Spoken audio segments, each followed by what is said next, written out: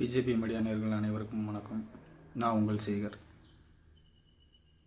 நேற்று அண்ணா யூனிவர்சிட்டி அந்த மாணவி பாலியல் வன்கொடுமை வழக்கில் குற்றவாளி ஞானசேகரன் தான் தீர்ப்பு கொடுத்த அந்த நீதிபதிக்கும் நீதி நிலைநாட்டப்பட்டிருக்கு. அதுக்கும் எனது சார்பாகவும் நான் சார்ந்திருக்கும் பாரதிய ஜனதா கட்சியின் சார்பாகவும் மிகப்பெரிய நன்றியும் வாழ்த்துக்களையும் கூறிக்கொள்கிறேன். ஏன்னா இதிலிருந்து நீதி நிலைநாட்டப்பட்டிருக்குதுன்னு நான் நம்புகிறேன்.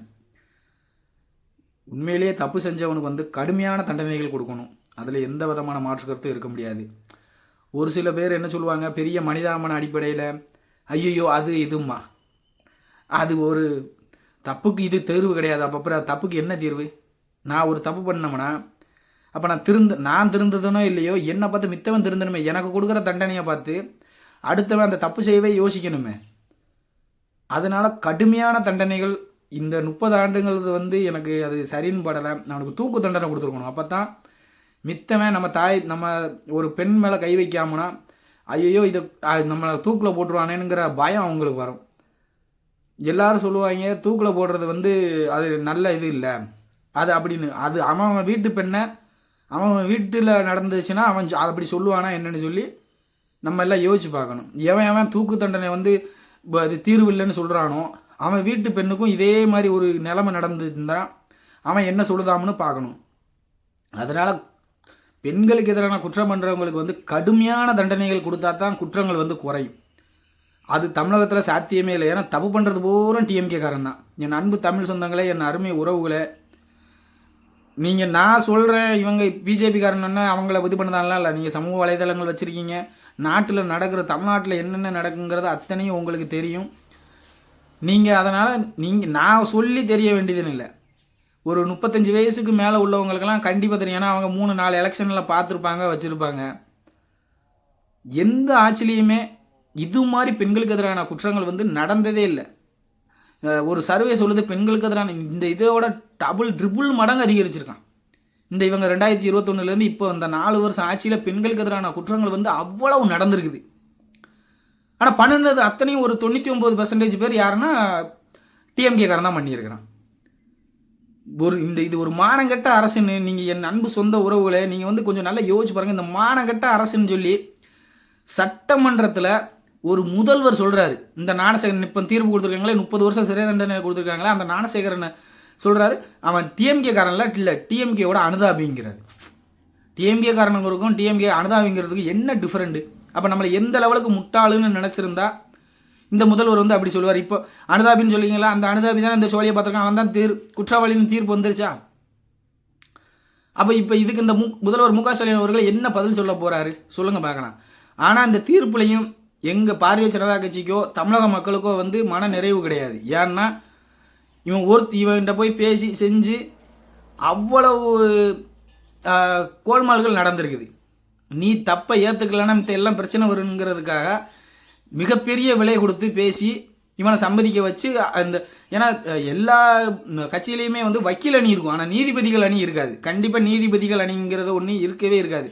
ஆனால் இந்த டிஎம்கேல மட்டும் நீதிபதிகள் அணின்னு இருக்குது. ஏன்னா இப்போ தமிழ்நாட்டில் சேர்ந்திருக்கிற முக்கால்வாசி நீதிபதிகளை இவங்க நியமித்தவங்க நீதிபதிகளை எல்லாம் வேலைக்கு வாங்கி எல்லாம் டிஎம்கே காரனாக வச்சுருக்காங்க. டிஎம்கே காரன் என்ன சொல்லுதானோ அதை மட்டும்தான் அந்த நீதிபதிகள் கேட்குறாங்க.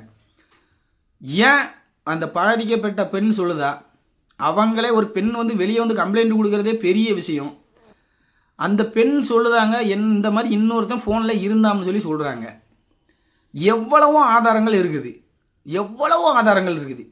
எங்கள் தலைவர் அண்ணாமலை அப்படி 23ஆம் தேதி நைட்டு கைது பண்ணுதாங்க, அப்புறம் உடனே விடுதலை பண்ணிடுறாங்க. அப்புறம் 24ஆம் தேதி கைது பண்ணுதாங்க.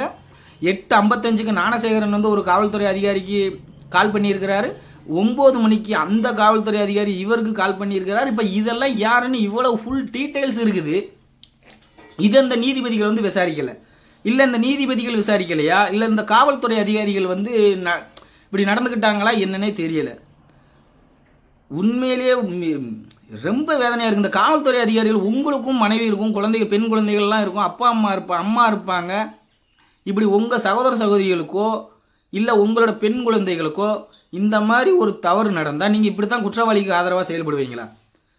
நீங்கள் சம்பளம் வாங்குறது டிஎம்கே கிட்ட இருந்து இல்லை, மக்களோட வரி பணத்தில். நீங்கள் மக்களுக்காக செயல்படவா இல்லைன்னா டிஎம்கே ஆட்சியில் இருக்கிறதுனால டிஎம்கேக்கு, ஏடிஎம்கே ஆட்சியில் இருந்தால் ஏடிஎம்கேக்கு. இதுக்கு பேர் உங்களுக்கு என்ன பேருன்னு சொல்லுவாங்க சொல்லுங்கள்?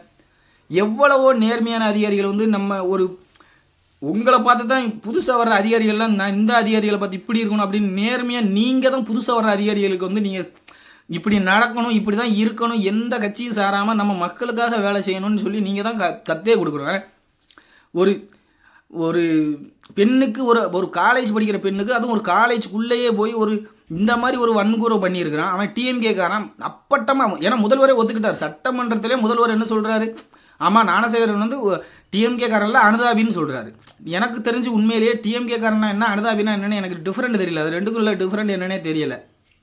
நான் பாரதிய ஜனதா கட்சிக்காரன். பாரதிய ஜனதா கட்சிக்கு அனுதாபியாக தான் இருப்பான். அப்போ டிஎம்கேக்காரன் அனுதாபியாக தானே இருப்பான். இதில் என்ன டிஃப்ரெண்ட் இருக்குதுன்னு முதல்வர் வந்து வெக்கம் இல்லாமல் சொன்னாருன்னு தெரியல. நம்ம தமிழக மக்களும் ஒவ்வொன்றும் எதுக்கு கேட்டோம்னு தெரியல.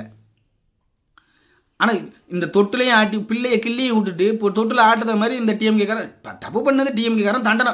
இந்த தப்பை மட்டும் எங்கள் தலைவர் அண்ணாமலை அவர்கள் மட்டும் வெளியே கையில் எடுத்து எல்லாரும் இந்த சாட்டையால் அடித்ததை கிண்டல் பண்ணிக்கிட்டு இருந்தாங்க இந்த டிஎம்கே ஐடிவிங்க வச்சு. அந்த ஐடிவிங்கெல்லாம் இப்போ எங்கள் தலைவர் அண்ணாமலை மட்டும் சாட்டையை எடுத்து அடிச்சுக்கலன்னா இன்னும் அந்த மாணவிக்கு வந்து இவ்வளவு சீக்கிரத்தில் ஒரு நியாயமான ஏதோ 30 ஆண்டுகள் சிறை தண்டனை அவனுங்கும் போது அந்த மாணவிக்கு ஒரு வெற்றி.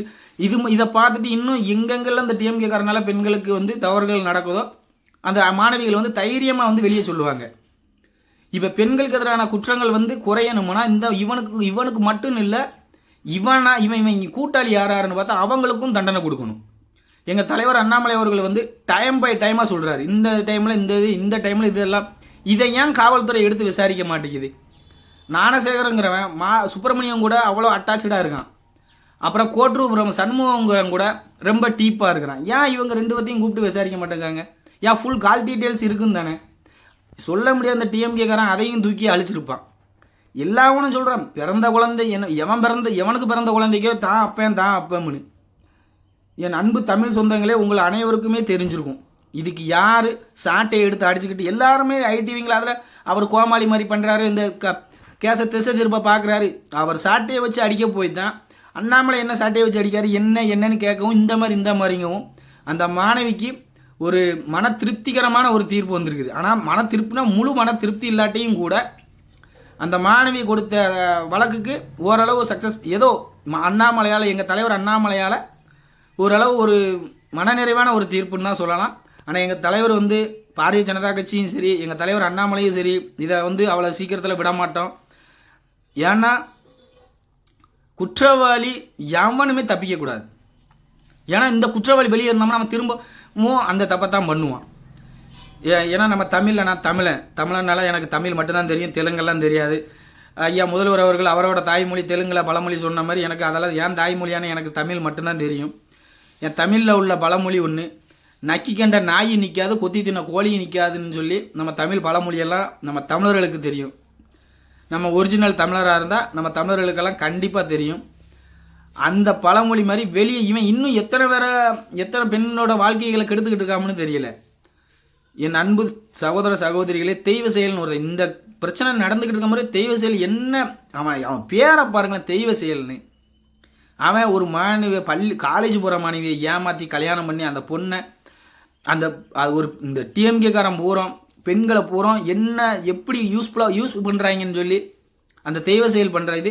அவன் பொண்டாட்டியை போய் எல்லாவனுக்கும் சப்ளை பண்ணணும். இவன் கூட போய் அவன் கூட இந்த டிஎம்கேக்காரனும் சரி, இந்த தீகாக்காரனும் சரி, பெண்களை வந்து அவங்களோட காம இச்சைக்கும் போதைப் பொருட்கள் மட்டும்தான் பயன்படுத்திக்கிறாங்க. இதை என்ன சொல்லுதான், பெண் விடுதலைன்னு சொல்கிறாங்க. தயவு செஞ்சு எங்கள் தலைவர் அண்ணாமலை சாட்டையை அடித்ததுனால எவ்வளவோ பேர் அவரை, நானே சமூக வலைதளங்களை பார்த்துருக்கேன், அவர் கோமாளி இது என்னென்னமோ மீம்ஸ் போட்டு இது பண்ணியிருக்கீங்க. ஆனால் இப்போ அந்த மாணவி சந்தோஷப்படுவாங்க, எங்கள் அண்ணாமலையால் தான் எனக்கு இப்படி ஒரு தீர்ப்பு வந்திருக்குன்னு. இன்னும் எத்தனையோ தமிழகத்தில் உள்ள சகோதர சகோதரிகள் வந்து, என்னோட அன்பு சகோதரிகள் வந்து அவங்களுக்கு வேலைக்கு போகிற இடத்துலையோ இல்லை காலேஜ்லேயோ ஸ்கூல்லையோ எந்த இது நடந்தாலும் சரி, எங்கள் அண்ணாமலை இருக்கிறாரு, எங்களுக்காக வந்து குரல் கொடுப்பாரு அப்படின்னு சொல்லி கண்டிப்பாக வெளியே வருவாங்க.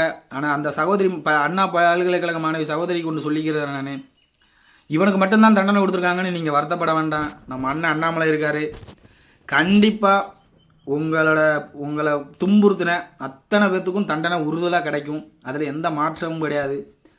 என் அன்பு சகோதர சகோதரிகளே, இதே மாதிரி தான் இப்போ ஒரு மாதத்துக்கு முன்னால் தனியாக இருந்த ஒரு வயதான 2 தம்பதிகளை கொலை பண்ணி அவனோட செயினெல்லாம் அறுத்துட்டு போயிட்டாங்க. அதுக்கு இந்த காவல்துறை எந்த விதமான நடவடிக்கையும் எடுக்கவே இல்லை. எங்கள் தலைவர் அண்ணாமலை போய் அதை 2 நாளில் கண்டுபிடிக்கலன்னா தொடர் உண்ணாவிரதம்னு அறிவித்த அடுத்த 24 மணி நேரத்தில் அந்த குற்றவாளிகளை கைது பண்ணினாங்க. அந்த குற்றவாளியும் யாருன்னு பார்த்தீங்கன்னா இந்த டிஎம்கே காரன் தான். எங்கே என்ன தவறு நடந்தாலும் நான் இதுக்காக நான் பிஜேபி காரனால டிஎம்கே மேலே குற்றம் சொல்லுதோம்னு நீங்கள் நினைக்கவே வேண்டாம். சமூக வலைதளங்களில் பாருங்கள், போதைப் பொருள் கள்ளச்சாராயம் குடித்து எந்த ஆட்சியில் அதிக மரணம் நடந்திருக்குன்னு பாருங்கள். எந்த இதுலேயும் இல்லாத லெவலுக்கு இந்த 2021 2025 வரைக்கும் அவ்வளவு கள்ளச்சாராய மரணங்கள். இந்த கனிமொழி அக்கா சொன்னாங்க, தமிழகத்தில் தான் இளம் விதவைகள் அதிகமாயிட்டாங்கன்னு. கண்டிப்பாக அக்கா, நீங்கள் ஆட்சிக்கு வந்ததுக்கு அப்புறம் தாங்க இளம் விதவைகள் குமிச்சிட்டாங்கன்னு சொல்லலாம். அவ்வளவு இளம் விதவைகள் இருக்காங்க. தயவு செஞ்சு என் அன்பார்ந்த தமிழ் சொந்தங்களே, என் அருமை உறவுகளே, தயவு செஞ்சு சிந்திச்சு பாருங்கள். ஏன்னா இந்த டிஎம்கே ஆட்சியில் தான் மத கலவரத்தையும் தூண்டி விடுறேன். நடு ரோட்டில் மாடை வெட்டி பள்ளிக்கூட அதுக்கு பெர்மிஷன் கொடுக்குறாங்க. தீவிரவாதிகளுக்கு அவங்க ரோட் ஷோ அது இதுன்னு நடத்த அதுக்கு இந்த தமிழக அரசு அனுமதி கொடுக்குது. நம்மளோட தேசிய கொடியை ஏந்தி நம்ம சிந்தூர் ஆபரேஷன் வெற்றிக்கு அதுக்கு அந்த இராணுவ வீரர்களுக்கு மரியாதை செலுத்தும் விதமாக ஊர்வலம் நடத்த இந்த தமிழ்நாடு காவல்துறை வந்து அனுமதி கொடுக்க மாட்டேங்குது. அப்போ எந்த லெவலுக்கு இந்த தமிழ்நாடு அரசு தீவிரவாதிகளுக்கும் போதைப் பொருள் கடத்துறவங்களுக்கும் மத கலவரத்தை தூண்டி விடுறவங்களுக்கும் இந்த சப்போர்ட் பண்ணுறதுன்னு நீங்கள் நல்லா தெரிஞ்சுக்கணும். உங்களுக்கான கட்சி என்னது? ஏன்னா வருங்கால தலைமுறைகள் வந்து கௌரவமாக வாழணும்னா உங்கள் பிள்ளைங்க நல்லா படிக்கணுமா, இல்லை போதைப் பொருள்களுக்கு அடிமையாகி அவங்க வாழ்க்கையை தொலைச்சிக்கிட்டு இருக்கணுமான்னு நீங்களே. ஏன்னா போதைப் பொருள் கடத்துறவன் யார்? சாபர் சாதிக்குன்னு ஒருத்தன் யார்? டிஎம்கேக்காரன். பெண்களுக்கு எதிரான குற்றங்கள் பண்ணுறவன் யார்? ஞானசேகரன், தெய்வ செயல், இன்னொரு அரக்கோணம் பக்கத்தில் ஒருத்தன், அப்புறம் ஈசிஆர் ரோட்டில். தமிழ்நாட்டில் நடக்கிற பெண்களுக்கு எதிரான குற்றங்கள் நடக்கிற 99% பேர் யாருன்னு கேட்டிங்கன்னா டிஎம்கே காரன் தான். போதைப் பொருள் கடத்துறது யாருன்னு கேட்டிங்கன்னா 100% டிஎம்கே காரன் தான். கள்ளச்சாராயம் காய்ச்சறது யாருன்னு கேட்டால் இந்த மொசக்குட்டி, அப்புறம் இவங்க எல்லாமே டிஎம்கே காரன் தான். தயவு செஞ்சு நீங்கள் திரும்ப ஒரு தரம் டிஎம்கேக்கு ஓட்டு போட்டு நம்ம தமிழகத்தை பாலுங்கணத்தில் தள்ளிடாதீங்க. முஸ்லீம் சகோதர சகோதரிகளே, உங்களை வந்து தப்பு பண்ணவனை மட்டும்தான் பாரதிய ஜனதா கட்சி தண்டிக்கும். அனைத்து முஸ்லீம் சமூகமும் பாரதிய ஜனதா கட்சிக்கு எதிரான கட்சி கிடையாது, முஸ்லீம்களுக்கு எதிரான கட்சி கிடையாது. யார் தப்பு பண்ணனாலும் தான். அதுக்காக இந்துக்கள் தப்பு பண்ணால் பாரதிய ஜனதா கட்சி விட்டுரும், கிறிஸ்டின் தப்பு பண்ணால் பாரதிய ஜனதா கட்சி விட்டுரும். ஆனால் முஸ்லீம்கள் வந்து தப்பு பண்ணலாட்டியுமே அவங்க மேலே அப்படியெல்லாம் கிடையவே கிடையாது. யார் தப்பு பண்ணனாலும் பாரதிய ஜனதா கட்சி ஆட்சியில் அவங்களுக்கு கடுமையான தண்டனை உண்டு. யாரையுமே நாங்கள் பிரித்து பார்க்க போகிறது இல்லை. தயவு செஞ்சு உங்களை வச்சு, ஏன்னா இந்த தீவிரவாத செயல்கள் செய்கிறவங்கள வச்சு ஐயோ இவங்க அப்படின்னு சொல்லி உங்களை மனசை மாற்றி அவங்க நம்ம தமிழ்நாடு பாலுங்கணத்தில் தள்ளிடுவாங்க. தயவு செஞ்சு அனைத்து தமிழ் சொந்தங்கள் அனைவரும் பாரதிய ஜனதா கட்சியும் மற்றும் அதன் கூட்டணி கட்சிகளை ஆதரிக்கணும்னு உங்களை பணிவன்போடு கேட்டுக்கொள்கிறேன். நன்றி, வணக்கம். பாரத் மாதா கி ஜெய்.